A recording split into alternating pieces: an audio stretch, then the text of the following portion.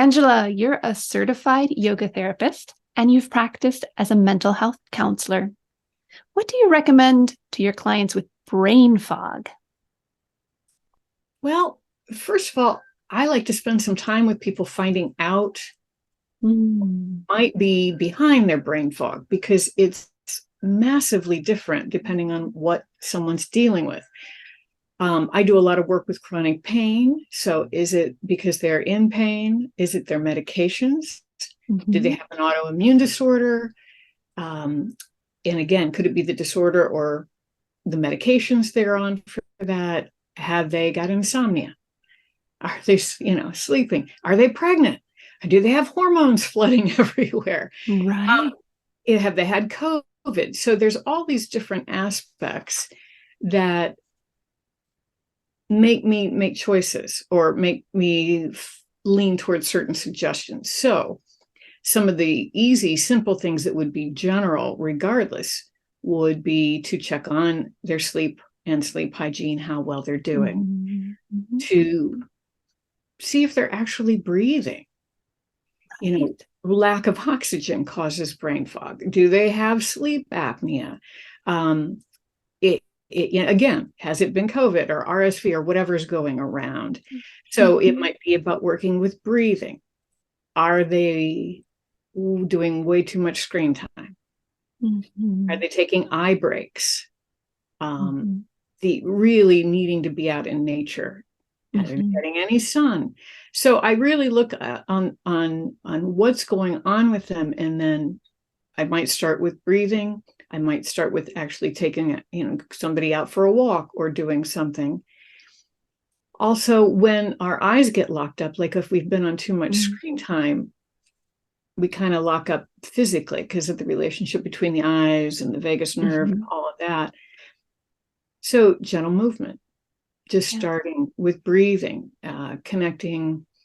I'm Italian, so I'll bring my hands up, breathing and opening. It's a really simple technique to just start coordinating, opening the hands in the palms and closing them and coordinating breath and movement, and then letting that expand up through the rib cage, up through other things. Um, some of the other tools in my bag might be using yoga nidra Mhm. and body sensing Mhm. to get them hooked into being present in their body. Um, of course, Yeah. yoga. Yeah, yoga. It just works with everything. Yeah, so I'm really interested about the yoga because you have worked with a wide variety of people living with a variety of conditions like MS, Parkinson's, rheumatoid. Mhm. What does yoga look like for some of those populations? It can, yeah, it takes a lot of forms. With rheumatoid, it would be small movements, making sure all the joints got moved and warm, but not excessively moved. And Mm. rheumatoid, if you do too little, if you don't move something, it can freeze up. And if you Hmm. do too much, it'll get a flare. So helping people find a balance, um, Hmm.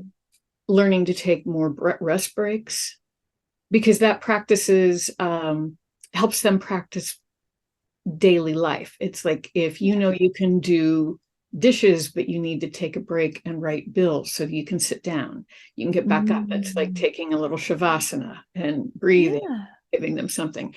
For MS, it was more working with where they were, because sometimes everybody comes in and they're good. Other times we start with shavasana to Hmm. Hmm. and then move forward. That ALS was probably my biggest challenge, because you start with somebody who has a much more active practice and it gets smaller and smaller and smaller, but helping them make those transitions. But the Yeah. breathing was the most important with that, and doing breathing exercises, enhancing lung function, because when that Hmm. goes, you have to choose, whether you're Right. going to go on a trach or not. So it changes depending on what I'm looking at. Sometimes people find once they get moving, they're good to go. But other times we alter it and change it. Like with MS, you want grace of movement, and Parkinson's, you don't want the staccato movement or being Mm. jerky. And so helping them find the ease and grace of movement. Yeah. And you would know about that as a former dancer. Yeah, it plays in there. You know, dance has given me so much. I was trained at Ohio State, and most people don't think of that as it's a very good dance department. It has It been. is. Thank you. Well, you know about that. I know about it. But we didn't just study technique and performance. They decades ago were teaching somatics. I mean, that's where I learned Feldenkrais. That's where I learned Alexander technique, movement fundamentals, Lulu Swigard, constructive rest. So all of that got me started. And then I went back for a master's there in somatic studies. So I actually did that in movement for chronic pain. But the dance, I mean, it taught me so much just about being present. You know, it's a funny thing. The time I was there was when dancers started speaking. It wasn't just show. So we would do these pieces that had scripts to them as well. And so not only did that help me as a presenter, but it helped me understand that there's a part of your brain that's moving your body and a part of your brain that's speaking, and there's a part of your brain that is knowing where you are in space and what other people are doing. And that helps people when they can move, breathe, and be present at the same time. Yeah. Feldenkrais used to say something along the lines of, why are the instructions always spoken? And it's because he wanted people who could move and think and move. So that's very much in line with the way we think about Feldenkrais or neuromovement. I love it. Yeah. So you're also breathing along with everything else. And the breath is something you've brought up a number of times. Am I right in remembering that you've actually developed some breath protocols too? Oh, with ALS. That was fascinating. If I can tell just a little story where, somebody referred me to someone who had just gotten ALS. And so I started working with the breathing. And quite honestly, I later found out the neurologist expected this person to die within 3 months. Oh my. And that would have been March. And in November, she called me up and she said, I don't know what you're doing, but I want to know what you do. And I can't do it. So do you want to do research? So the neurologist called you? Neurologist called me. Yeah. So exciting. It's really exciting. And so she asked me to put a protocol together. And this was the end of 2018. So in 2019, when nobody knew what Zoom was, I proposed that we use Zoom to allow these different people from wherever they were to participate in the research project. And I used a few breath practices, yoga nidra meditation, and we spent, I think, 9 sessions together. And right now, the study has been submitted to the Journal for Integrative Medicine. It's being reviewed, so it's not published yet. Hopefully it will be.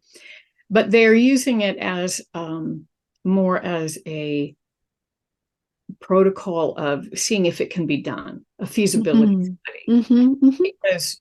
Because it was ALS and because of the nature of that, there was no control group, all the double blind, all that stuff. This was just to see if it could be done. But I will tell you that while we were doing it, in ALS, the breath function drops about 15% a month. Okay. And while we were there, many people had a stableness. One person came up. So it improved. Yeah, for one person, he got off of there's the small mask, not a full trach. And so we don't know where it might go, but it's there. So yeah, that was really exciting. And it was fun to have somebody call me up and say, you want to do research? Yeah. And it's really hopeful because, as we like to say in our work, if it happened once, it can happen again. Yes. Your mileage may vary, but there is that possibility, right? Yeah, that's super Absolutely. exciting, Angela. Yeah, I thank love it. you. Yeah. So let's go back to the brain fog because obviously helping people breathe is fundamental and can help with brain fog. And I'm wondering about the link between the inability to focus and chronic pain. Did you want to say anything about that? Yeah, well, part of it is just being in pain and Right. fuzziness that that can create. Yeah. But usually when we're in pain, we start to lock up because it's essentially in chronic pain, it's let me start again. In Yeah. in acute pain, it is a response of your body asking you not to move because Hmm. something's desperately wrong. And that's a good thing. And Hmm. there's a reason for a little bit of a lockup. But in chronic pain, the loop keeps going up to the brain saying, we've got trouble, even though the trouble is not happening any longer, or something's just not right. And so a lot of people in the old days, and I mean that because I've been doing this for a long time, but one of the techniques would be to have people kind of dissociate, like Oh not my. not deal with it, like just block it out. Hmm. In some ways, a TENS unit will help you do that because it interrupts the brain flow or Hmm. the neural flow to the brain to give the message. But since I've been doing yoga nidra and yoga and other things and doing more study with Dr. Gabor Mate, it is more about bringing awareness and connection to that part of your body, Hmm. assuming that there might be a message that your Hmm. body's only way to communicate is through sensation. And so to notice it, to work with it, or to acknowledge it, and yet go on with your day in some form. Hmm. So it's like you work with what you have. Way Yes. back, way back, the Arthritis Foundation taught me that many people named their rheumatoid. And Interesting. it was often Arthur, as in arthritis. That was their joke. Oh my. But it's like Arthur's here today, so we're going to see what we Mm. can do. Or, Arthur's visiting. But I found that in other diseases as well. It's working with, and that's Hmm. what breath does. It helps you work with and come into the body and Hmm. allow that part of your body to also breathe, as opposed to shutting it down. Because when you resist, well, you know that line, what we resist persists. When you press it down, and it's just got to find a way to get your attention. And so Absolutely. just starting with the breath allows some movement. And whether you practice Tai Chi and it's Chi, or Reiki and it's Ki, or yoga and it's prana, it's just getting that life force moving.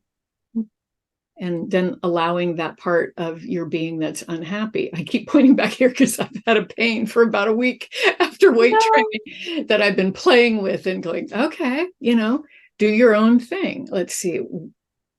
Did you name it?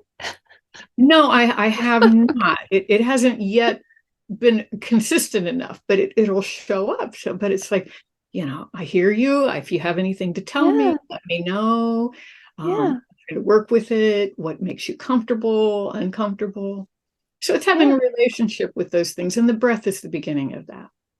I love that. Yeah. And I can imagine that when there's more movement, um, there's more response flexibility, and the brain is just freer to focus and do other things. Yes. Because, well, if the breath locks up and then the body, it's just tighter and tighter. Yeah, I mean, that's actually with Parkinson's. Some people are thinking it's like a freeze response that's gone Mm, on for so long that it started to take over the whole body. interesting. And yeah, there's some really interesting work being done where it's not the med. I mean, the meds might be in there. Right. It's using these other things and working with the freezing times and working with freeing up, whether it's fascia, breath, all of those things. Brilliant. Brilliant. Yeah. And it sounds from your unnamed back pain that you've got some projects in the works. What can you tell us about those? Gosh, yeah. Actually, I just got a website up. I've been blessed in years and years and years of doing word of mouth, but the pandemic has changed my ability to be out and about with people. So yeah, AngelaNicolosi.com is up. I just tomorrow I'm going to start a new small pain group for some women who are friends who have severe chronic pain, debilitating. One has a tethered cord, and the other one has severe rheumatoid. So they're completely different things, but we're going to build in some small practices and video and put them on, a video so that they can work with those when I'm not there. Yeah. So doing that. And I feel kind of forced into starting a strength training class, which I did in June. I'm a woman of a certain age, so osteopenia, osteoporosis becomes an issue. And I really didn't want to do it. And then my yoga teacher actually said that aging is basically a process of inflammation.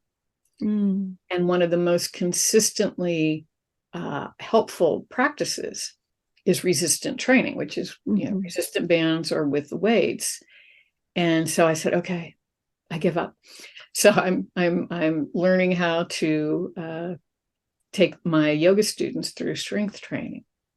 Wow. So a question about that. Are you doing strength training through a yoga lens or just plain old strength training? No, I took a stab at doing it with yoga with some weights, and that was really fun, but not everybody could do it. It's on Zoom. So it's too much. So I went to straight strength training. I may then let these people add it back in, but especially shoulders. It's like if you don't have shoulder mobility, or like a lot of people will lift it's forward, and then that's going to make more problems instead of being able to open up the shoulder. So it's just working with weights and bands right now. Nice. Yeah. Nice. Well, I want to make sure people know that you spell Angela Nicolosi with one S. And no K. No. And when this goes up on Facebook, please be sure to drop your website in the comments so people can find you. It's been a complete pleasure having you here. I hope everyone finds Angela and her amazing work. We can't wait to see that study out.